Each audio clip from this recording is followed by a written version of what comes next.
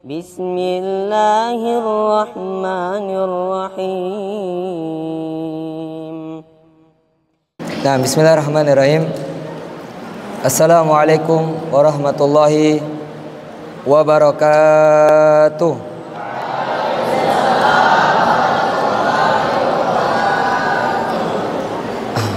Alhamdulillahi hamdan katsiran thayyiban mubarakan fi kama yuhibbu rabbuna wa yarda. Asyhadu an la ilaha illallah wahdahu la syarikalah wa asyhadu anna Muhammadan abduhu wa rasuluhu. Allahumma salli wa sallim ala nabiyyinal karim wa ala alihi wa ashabihi wa man tabi'ahum bi ihsanin ila yaumiddin. Kaum muslimin wa ayyuhat talabah, hafizani wa hafizakumullah taala. Kaifa halukum? Tayyib. Tadi sudah disampaikan salah satu dari kakak angkatannya antum bahwasanya mempelajari fikhu salatin nabi, fikih tentang salat nabi, karya al-muhaddis Asy-Syaikh Al-Albani rahimallahu taala.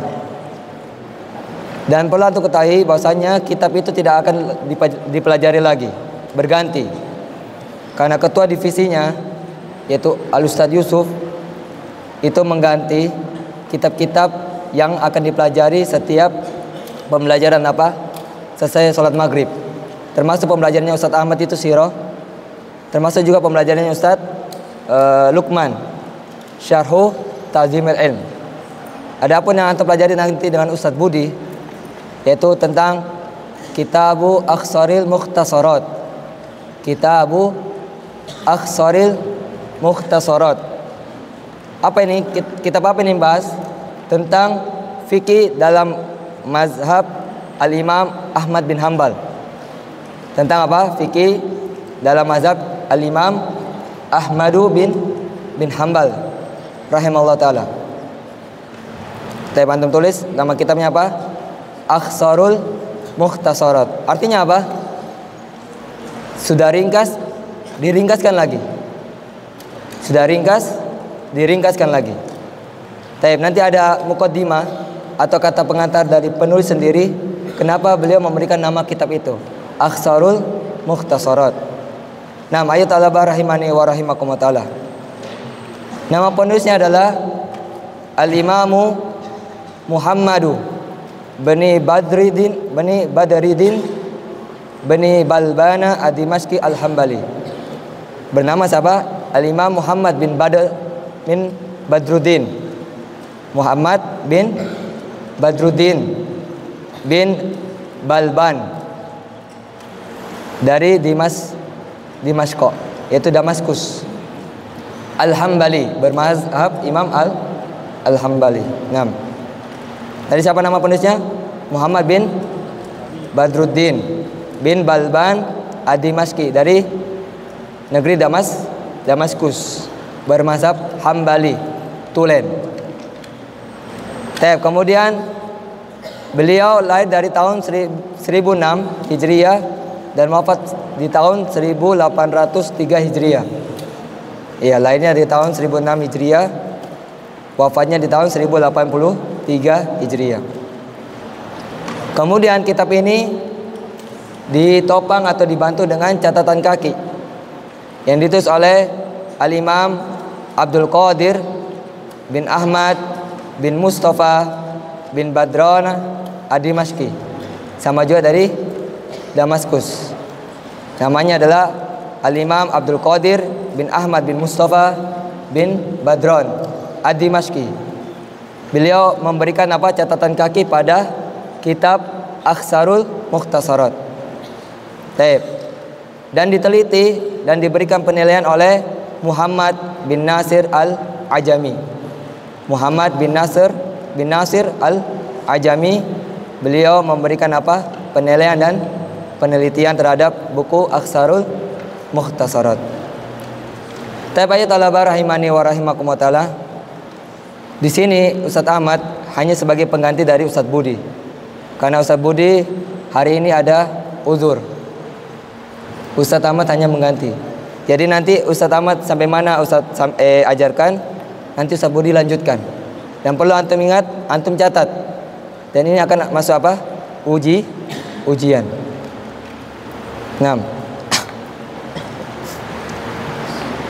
Ingat-ingat nama penulis, ingat-ingat siapa yang memberikan catatan kepada kitab ini, Aksarul Mukhtasarat. 6. Kita dengarkan dari kata sambutan penulis tersebut. Siapa tadi namanya? Al-Imam Muhammad bin Badruddin Ad-Dimashqi Al-Hambali. Ya, beliau bermazhab Hanabila atau Hambali secara tulen. 6. Kata beliau, Bismillahirrahmanirrahim. Kita dengarkan kata pembukanya dulu, belum masuk materi atau isinya ya. Alhamdulillahi al-mufaqihi. Segala puji bagi Allah yang telah mengajarkan, yang telah memberikan ilmu fikih. Man syaa min khalqi fid din. Bagi siapa yang dikehendaki dari makhluknya untuk mempelajari ilmu agama, untuk mengetahui perkara ilmu agama. Jangan ada yang mainan. Dengarkan kata sambutan beliau. Wassalatu wassalamu ala nabiyyina Muhammadi al-amin. Ya, semoga salawat dan salam tercurahkan kepada Nabi kita yang mulia Muhammad sallallahu alaihi wasallam al-amin, yang memiliki sifat amanah, al-muayyadi bi kitabi al-mubin, yang menyampaikan tentang Al-Qur'an yang jelas, al-mutamassiki bi habli al-matin, yang berpegang teguh terhadap tali yang kuat, yaitu agama Islam, wala ali wa sahbi ajmain, dan terhadap para keluarganya dan para sahabatnya seluruhnya. Nah, itu yang bermain itu. Kita bisa kita ulangi pembukaan ini. Dengarkan baik-baik. Nanti Ustaz dapatkan, Ustaz suruh berdiri antum. Taib. Wa ba'du. Dan adapun berikutnya adalah kata beliau, kita akan dengarkan kenapa beliau memberi kitab namanya Aksarul Mukhtasarat. Faqad sanaha bi khaladi an akhtasira kitabi al-musamma bi kafi al-mubtadi. Telah terbesit dalam hatiku bahwasannya saya ingin meringkas sebuah buku dan aku beri nama Kafi al-Mubtadi. Ini nama sebelumnya, sebelum Aksarul Mukhtasarat. Al-Kainu fi fiqhil Imam Ahmad bin Hanbal As-Sabir, yang itu membahas seputar mazhab Imam Ahmad bin Hanbal yang dikenal dengan As-Sabir, memiliki kesabaran. Taib. Ada sebuah kisah dari Imam Ahmad bin Hanbal ketika di masa pemerintahan Al-Mu'tasim Billah dari Daulah Abbasiyah, ketika itu ada terjadi fitnah khalqul Quran, fitnah bahwasanya mengatakan Al-Quran itu makhluk. Semua kaum muslimin dan semua para ulama harus mengatakan itu, bahwasanya Al-Quran itu adalah makhluk. Keyakinan akidah Ahlussunnah wal Jamaah bahwasanya Al-Quran adalah kalamullah, ucapan Allah, bukan makhluk. Dan ini terjadi pada zaman Imam Ahmad bin Hanbal. Semua para ulama dikumpulkan termasuk beliau. Akhirnya beliau dipaksa, jangan gimana. Akhirnya beliau dipaksa untuk berbicara dengan ucapan kufur. Wahai Imam, katakan bahwasanya Al-Quran adalah makhluk. Apa kata Imam Ahmad bin Hanbal? Beliau menolak, tetap mengatakan Al-Quran kalamullah. Apa yang beliau dapatkan? Beliau didera, disiksa, dicambuk sebanyak 80 kali, sampai membekas itu luka-luka di badannya, sampai tangannya cacat. Tayyib. Ya, sampai beralihlah atau berganti pemimpin kepada anaknya dan kepada anaknya lagi, dan Imam Ahmad bin Hanbal dimuliakan. Makanya diberi gelar As-Sabir. Disebabkan apa? Karena kesabaran beliau apa? Memegang akidah Ahlussunnah wal Jamaah bahwasanya Al-Quran adalah bukan makhluk. Bahwasanya Al-Quran adalah kalamullah. Itu sedikit kisah tentang Al-Imam Ahmad bin Hanbal rahimahullah taala. Kita lanjutkan dari kata pembuka dari penulis ini. Li hukmi al-maliki al-mubdi, terhadap hukum yang menguasai alam semesta, yang menciptakannya. liyaqruba tanawulu 'alal mubtadi'in, agar para pemula yang mempelajari kitab Aksar Mukhtasarat itu bisa memahami, lebih mudah memahami hal tersebut. Wa yashula hifzu ala ragibin, dan memudahkan untuk menghafalkannya bagi yang berkeinginan untuk menghafalkannya. Wa yaqalla hajmuhu ala talibin, dan dipersingkat ukuran bukunya bagi para penuntut ilmu. Akhirnya beliau memberikan nama Sammaituhu Aksarul Mukhtasarat, dan saya berikan nama kitab tersebut Aksarul Mukhtasarat, yang ringkas lebih ringkas lagi. Sudah ringkas, diringkaskan lagi. Untuk apa? Memudahkan. Kemudian kata beliau, li'anni lam akif ala aksara minnu jami'in limasailihi fi fiqhina minal muallafati. Ya. Bahwasanya beliau mengatakan sesungguhnya saya tidak akan pernah berhenti untuk meringkas semua permasalahan fikih sesuai dengan mazhab Imam Ahmad bin Hambal. Berarti di sana menunjukkan banyak sekali masalah-masalah dari mazhab Imam Ahmad bin Hambal, terlebih lagi mazhab Imam Syafi'i. Taib, dan mazhab-mazhab yang lainnya. Kemudian kata beliau, wallaha as'alu an yanfa'a bi qari'ihi wa hafidhi wa nadhiri. Dan saya berdoa kepada Allah SWT, saya memohon kepada Allah SWT agar diberikan manfaat bagi yang membacanya, menghafalkannya, dan melihatnya. Innahu jadirun bi ijabati da'awat, sesungguhnya Allah Maha mengabulkan doa. Wa an yaj'alahu khalisan liwajhil karim, semoga Allah menjadikan diriku ikhlas untuk mencari keridhoannya. Muqarriban ilai fi jannatin naim, dan agar hal tersebut yang aku lakukan itu agar bisa mendekatkan diriku kepada surganya yang begitu penuh kenikmatan. Wa ma taufiqi wa i'tisami illa billah, dan tidak ada upaya dan tidak ada perlindungan kecuali kepada Allah SWT. Alaihi tawakkaltu wa ilaihi unib, dan kepada Allah lah saya bertawakal, dan kepada Allah lah saya memohon ampun atau bertaubat. Ayat talaba rahimani wa rahimakumullah ta'ala. Kita langsung masuk ke materinya. Antum tulis ini baik-baik, dan nanti Ustaz minta sama Ustaz Budi untuk suruh murojaah sama antum. Kalau perlu Ustaz suruh tutup buku tulisnya, dan kalau tidak bisa jawab, hukum di tempat. Catat baik-baik. Ingat, ini untuk antum amalkan. Yaitu tentang kitabut Thaharah, bab tentang Thaharah atau bab bersuci. Semua menulis. Bab tentang bersuci. Sebagaimana yang kita tahu bersama, ayat talaba rahimani wa rahimakumullah, setiap dalam pembahasan fikih pasti diawali dengan tentang toharo. Kenapa harus diawali dengan toharo atau bersuci? Karena dia adalah sumber dari sahnya ibadah. Antum ketika ingin sholat tanpa bersuci, sah tidak sholatnya tuh? Tidak akan selama-lamanya sah sholat tersebut, ya. Bahkan tidak diterima oleh Allah Subhanahu wa ta'ala. Nah, kita langsung masuk ke pembahasannya. Kata beliau, Asy-Syaikh Al-Imam Muhammad bin Badruddin rahimahullah, air ada 3 macam. Air ada 3 macam atau 3 jenis. Antum tulis, air ada 3 macam atau 3 jenis. Yang pertama, suci dan mensucikan. Jadi yang pertama tulis kina, jangan lihat, jangan diam, jangan main-main, semua menulis. Bab tentang bersuci, air berapa jenis tadi? 3 atau 3 macam. Yang pertama suci dan mensucikan. Apa maksudnya itu, Ustaz? Yaitu yang air tersebut tetap pada penciptaannya. Yang mana air tersebut tetap pada penciptaannya, masih tetap suci, tidak terkontaminasi, tidak tercampur dengan benda yang lain, masih suci.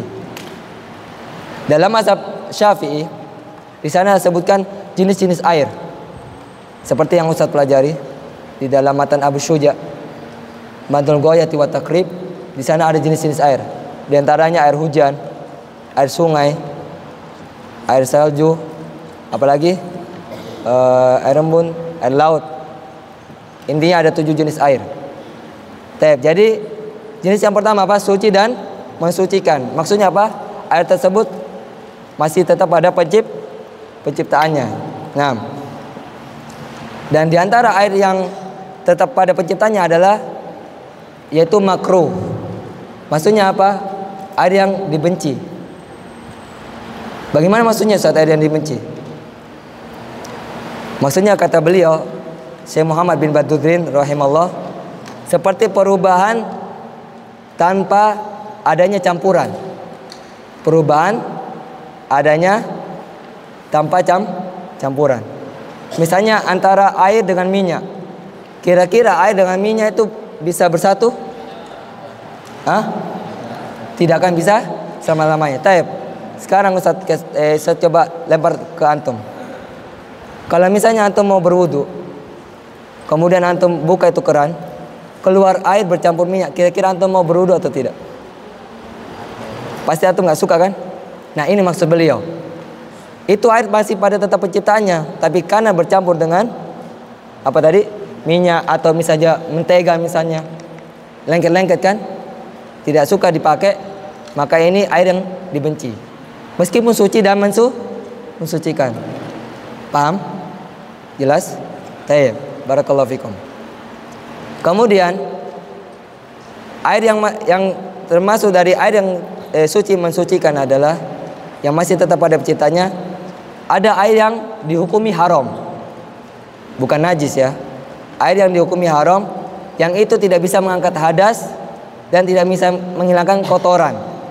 Satu lagi, ada air yang dihukumi haram, yang mana air tersebut tidak bisa menghilangkan kotoran dan tidak bisa mengangkat hadas atau najis. Apa penyebabnya Ustaz? Bahwasanya air tersebut adalah hasil dari maghsub. Apa itu maghsub? Rampasan. Misalnya ada teman tak punya ember, di dalam ember tersebut ada air. Tiba-tiba mati padam listrik kan, tidak mengalir air. Antum ambil embernya temannya antum yang ada isinya air, baru antum pakai berwudu, maka antum menggunakan air yang hukumnya haram. Kenapa? Karena itu antum merampas barang atau miliknya temannya antum. Jelas sampai sini? Tidak boleh. Kata beliau di sini hukumnya haram. Dan ini bisa membuat fatal. Apa? Tidak bisa menghilangkan najis dan tidak bisa mengangkat kotoran. Makanya hati-hati. Tayyib, ada solusi dari beliau. Bagaimana Ustaz kalau tiba-tiba padam listrik atau tidak ada air, bagaimana? Apa yang kita lakukan? Cukup tayammum. Daripada apa? Menggunakan benda yang dirampas. Paham sampai sini? Walaupun ada air itu, kan tayamum tidak bisa kita pakai selama ada air. Tapi bagaimana kalau ada air tapi itu miliknya orang lain? Bayangkan, beliau memperhatikan masalah akhlak, ya kan? Ini masuk akhlak atau tidak? Termasuk akhlak, jangkit tidur. Jadi air ini dihukumi haram dikarenakan apa? Merampas punya orang lain. Termasuk juga air curian, yang mana dia punya uang, itu hasil curian, dia beli air. Misalnya ini, Ustaz pegang air, tiba-tiba salah satu dari antum, Ustaz saya beli air minum, tak buat apa? Buat bersuci, karena tiba-tiba tidak mengalir air di kamar mandi. Oh iya, tiba-tiba Ustaz terima uang itu tanpa Ustaz tahu bahwasanya uang yang antum kasih adalah uang hasil curi. Maka siapa yang berdosa, Ustaz atau antum? Ya antum. Ustaz tidak berdosa karena Ustaz tidak tahu. Jelas? Tidak boleh. Paham? Maka ini beliau hukumi menjadi haram, dan itu bisa menjadi fatal, tidak bisa mengangkat apa? Najis serta menghilangkan kotoran. Jelas? Baik. Kemudian air yang tetap pada penciptanya apa? Tidak menggunakan air yang dari sumur yang diminum oleh untanya dari Nabi Soleh yang berada di kaum Samud. Jadi ada ketika itu Nabi Soleh alaihissalam diberi mujizat apa? Akan keluar dari dua batu itu sebuah unta betina yang yang bunting atau hamil. Maka di situ apa? Nabi Soleh alaihissalam memberikan air itu kepada unta dari sebuah sumur. Tapi sekarang pertanyaannya, kita ini di Indonesia atau di sana? Di Indonesia. Banyak nggak sumur di Indonesia? Ya sudah, aman. Tapi ya. Jadi tidak boleh pakai air yang berada di sumurnya yang diminum oleh untanya dari Nabi Soleh alaihissalam. Jelas? Taib. Ini dalam mazhab Al-Imam Ahmad bin Hanbal. Sampai sini bisa pahami nak? Taib. Dicatat ya, dicatat. Karena ini masuk ujian akhir. Taib. Jenis yang kedua, air yang kedua. Tadi apa? Air yang pertama suci dan mensucikan. Dan ingat, kategori suci mensucikan apa saja itu tadi? Ya, sampai yang tadi terakhir, yang maksub sama sumurnya diminum dari untanya Nabi Soleh. Taib. Yang kedua, suci tapi tidak mensucikan. Apa itu maksudnya Ustaz? Dia suci Ustaz tapi tidak mensucikan. Bagaimana maksudnya itu Ustaz? Taib. Kata beliau, yaitu apa? Air ini suci tapi tidak bisa menghilangkan najis dan menghilangkan kotoran. Ustaz ulangi lagi. Jadi ini air suci tapi tidak bisa menghilangkan najis dan mengangkat kotoran. Perhatikan ini, itu sebaik-baik. Nah, apa penyebabnya air itu suci tapi tidak bisa mensucikan atau tidak bisa menghilangkan najis atau mengangkat kotoran? Disebabkan apa? Berubahnya karena tercampurnya dengan benda suci. Antum tulis, disebabkan bercampurnya dengan benda suci. Jangan kita tidur. La tanam. Apa penyebabnya air itu suci tapi tidak bisa mensucikan? Bercampurnya dengan benda suci. Apa itu benda suci Ustaz? Kasih tahu kami Ustaz. Taib. Benda suci diantaranya teh, kopi, sirup, jus. Taib. Intinya yang halal ya, bukan khamr. Nanti dijelaskan di situ tuh. Taib. Sekali lagi, apa benda suci tadi? Ada kopi, teh, sirup, jus. Nah, ini air kita bisa pakai, tapi tidak bisa mensucikan. Antum tidak bisa pakai untuk berwudu, apalagi mandi junub. Taib. Gambarnya bagaimana Ustaz? Tiba-tiba ketika antum mengalami mimpi basah, sudah masuk usia balik, terutama untuk angkatan 8 lah. Kalau angkatan 6 dan 7 sudah melewati itu fase. Angkatan 8 yang Ustaz bilang, tiba-tiba salah satu dari angkatan 8 mimpi basah. Tiba-tiba dia lihat tidak ada lagi air. Dia lihat di depannya air kopi. Sudah. Nah, dia pakai apa? Karena sudah masuk waktu sholat subuh, tidak ada lagi waktu untuk mandi, tidak ada lagi waktu untuk mencari air, sudah pakai air kopi untuk mandi. Airnya suci atau tidak? Suci. Perhatikan, airnya suci tapi tidak bisa mensucikan, tidak bisa mengangkat tidak bisa pakai berwudu, tidak bisa pakai mandi junub. Jelas? Tulis itu nak. Ini sama seperti dalam mazhab Imam Asy-Syafi'i juga, yang usah pelajari seperti itu. Taib. Nah,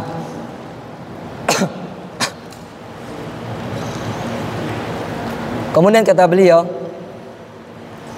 walaupun yang benda suci itu hanya sedikit saja, misalnya 2 tetes atau 3 tetes, tercampur itu. Sekarang saya tanya, kalau misalnya sirup DHT masuk ke air, misalnya berapa tetes itu? 1, 2, 3, atau susu, kira-kira bisa merubah warna air tidak?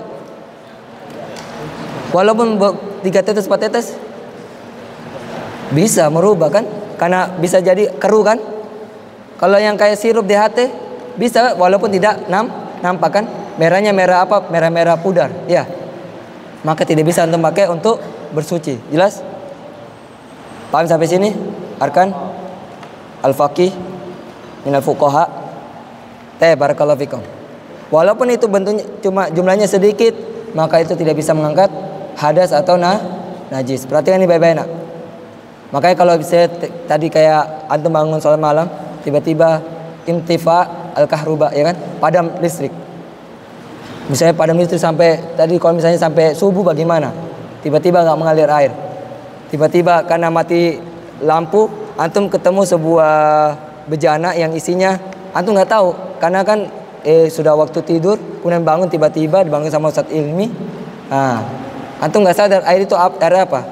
Ternyata air sirup yang diminum bersama-sama di malam hari misalnya. Antum lupa habiskan, ya sudah. Tidak ada air, ayo kita pakai air ini. Pas dimasukkan air ke dalam mulut, kok manis? Diingat-ingat, oh iya air sirup, air sudah batal wudunya, antum dasar antum pakai sholat. Paham? Perhatikan ini fikih. Ini juga termasuk dalam mazhab Al-Imam Asy-Syafi'i rahimahullah. Kemudian yang ketiga, air jenis yang ketiga adalah ini yang paling berbahaya, yaitu air najis. Tulis, jenis ketiga dari air adalah najis. Uktub ya talaba. Jenis air yang ketiga adalah najis. Taib. Dan ini dalam mazhab apapun diharamkan penggunaannya secara mutlak.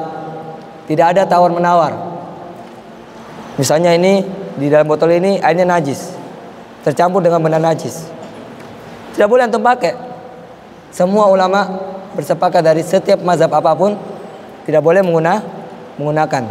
Tapi di sana ada penjelasan secara mutlak. Taib.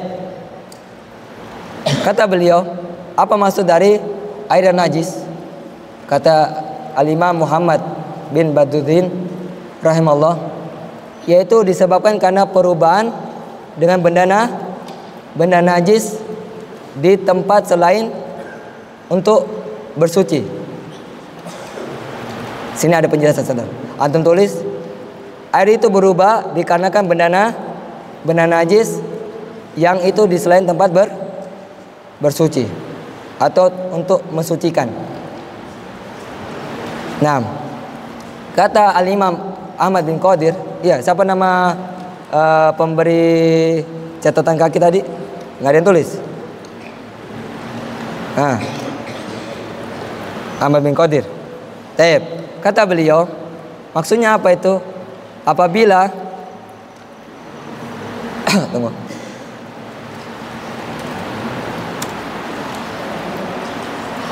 Apa maksudnya itu Ustaz? Yang dia air najis, air yang tercampur dengan benda najis, kemudian di tempat selain untuk bersuci. Tunggu.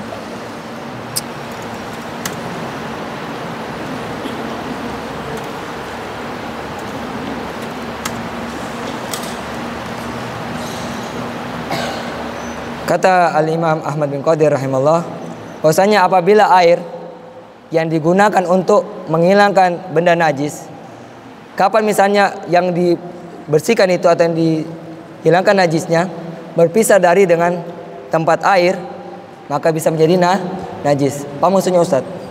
Misalnya benda ini najis, benda yang ingin dicuci itu najis. Tapi kapan benda ini berpisah dengan air, tidak sama dengan tempat air, maka masih menjadi najis. Apa maksudnya Ustaz? Ustaz ulangi lagi biar antum bisa memahami apa maksudnya Ustaz. Jadi kapan benda itu masih dikatakan najis? Apabila benda yang akan dicuci ini karena dia najis, dia berpisah dari tempat untuk mensucikan itu, berpisah, maka dihukumi najis selama dia berpisah. Jelas? Baik. Kapan bisa dia dikatakan tidak najis? Apabila benda yang akan dicuci atau yang terkena najis itu bergabung dengan tempat bersuci yang dicuci sebanyak beberapa kali, atau misalnya ada benda yang masih ada najisnya walaupun sedikit yang tidak membuat sulit untuk membersihkannya, maka tidak dihukumi najis. Kapan ini benda ini dihukumi najis?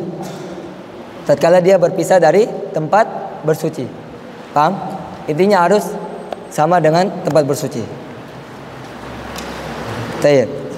Mudah-mudahan untuk bisa paham ini maksudnya. Atau misalnya ada benda yang terkena najis, antum siram, tapi airnya itu sedikit. Atau misalnya najis itu masuk di dalam sebuah air, ya, dan air itu jumlahnya sedikit, maka dihukumi menjadi najis.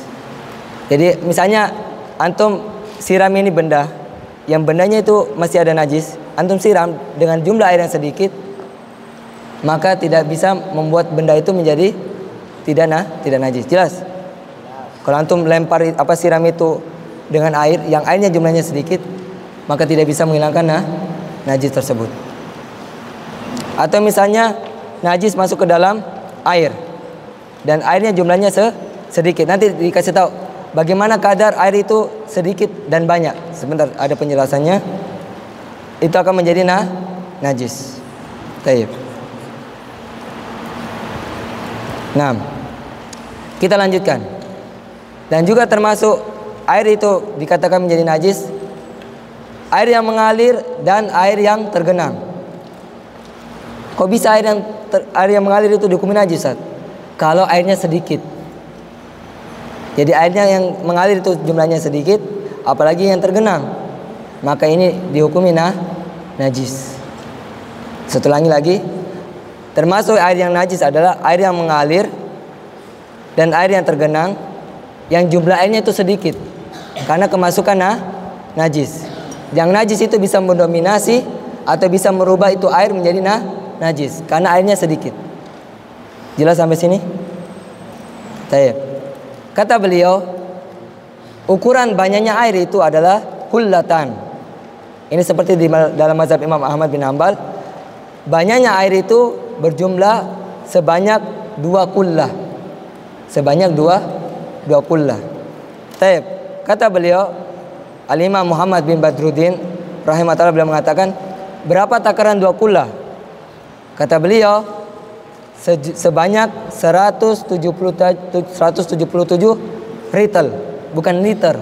177 ritel, hitungan orang Damaskus. Jadi ini hitungan orang Damaskus. Itu dikatakan 2 kullah, ini sudah banyak. Ukurannya berapa? 177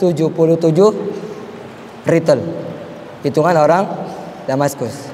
Dan di bawah 2 kullah itu, maka itu sedikit.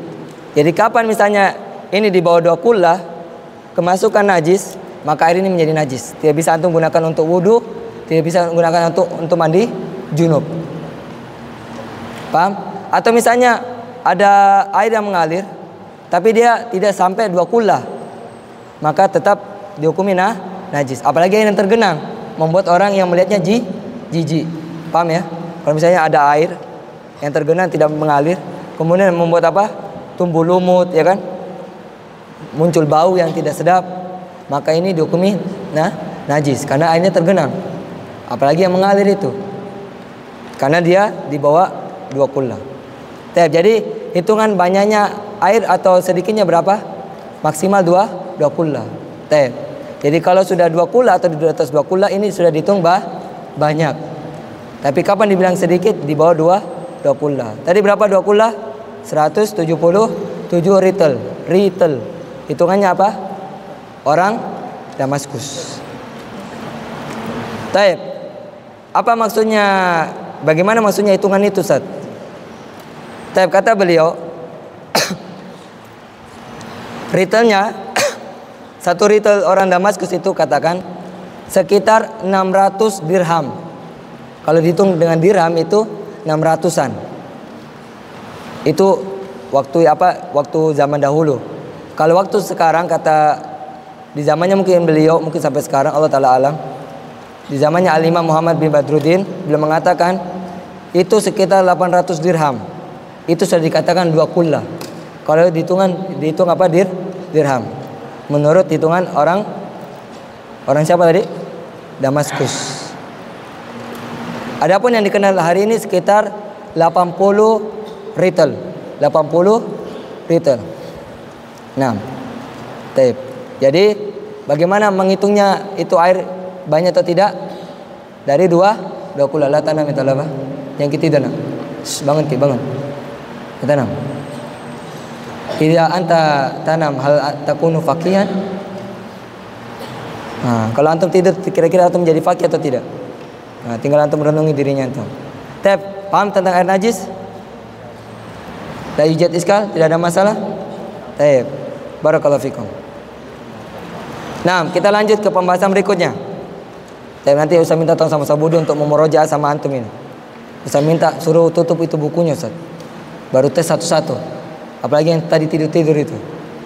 Nah, kita masuk pembahasan tentang ina, yaitu bejana atau tempat. Bejana atau tempat. Antum tahu bejana? Ember, piring, apalagi gelas, apalagi termasuk wajan. Intinya bejana atau tempat. Kata beliau rahimahullah, Al-Imam Muhammad bin Badruddin rahimahullah, beliau mengatakan setiap bejana atau sebuah tempat itu suci selama tidak ada dalil yang mengatakan itu najis. Jadi kita katakan semua tempat ini yang ada di muka bumi apa? Hukumnya suci selama tidak ada dalil yang